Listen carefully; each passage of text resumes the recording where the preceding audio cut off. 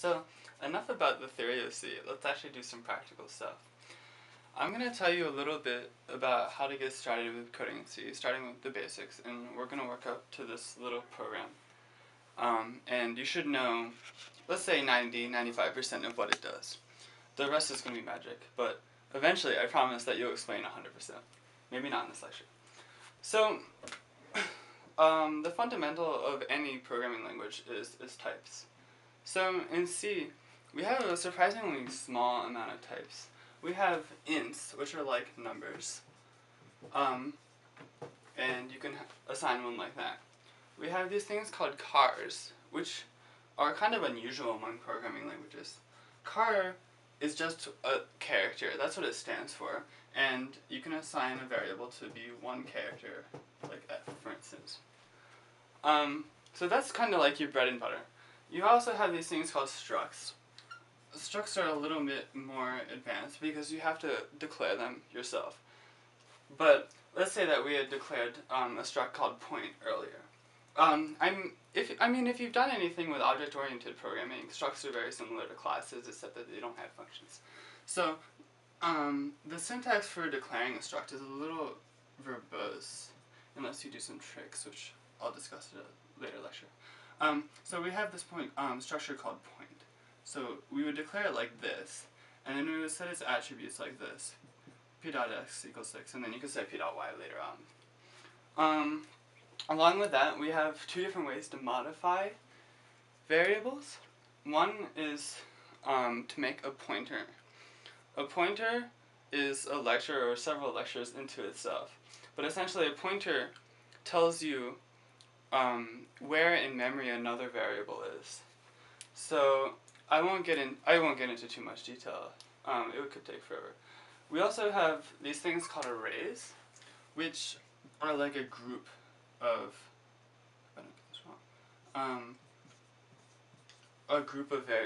variables of a single type. So like here we have an array of ints, so we have 6 of them, and you can access them like x at 0, that would be the 0th element of that array, and we can set it to some value. I'll discuss this more later, so if you're confused, don't worry about it too much. Now, let's go over this little program right here. So, actually before I do that, I'm just going to take a little detour and talk about basic constructs. If you've programmed in almost any language before, you'll be familiar with most of the things that C has, because C was actually the inspiration for a lot of languages that we now know. Things like if statements, while statements, for loops, do while loops. These are all things that C has. So C programs might look a little familiar to you. That's good. Alright, now we'll talk about this program. So let's start at the first line. We have this #include stdio.h. What this means is it's telling C, it's like a library. Standard I/O is a library, and it's telling C to go and look this up and basically dump that code right here. So when we #include this specific library, it gives us the ability to output to the screen. We'll use this later on with printf. We have the function, a function declaration here. The function is called main.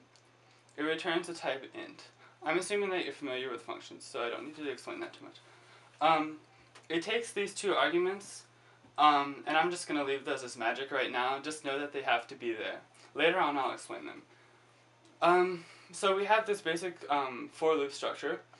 It sets the integer I to 0, and it essentially loops until it's 10. This is the condition that stops it, or this is the condition that you loop while this is true, and this is the increment step, which is performed. Essentially, you could copy this down to the end, and it would be an equivalent statement.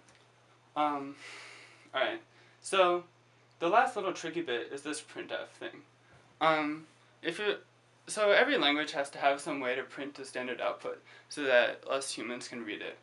C's way is called printf, and it's a little bit more low level than most others, like you might expect from C.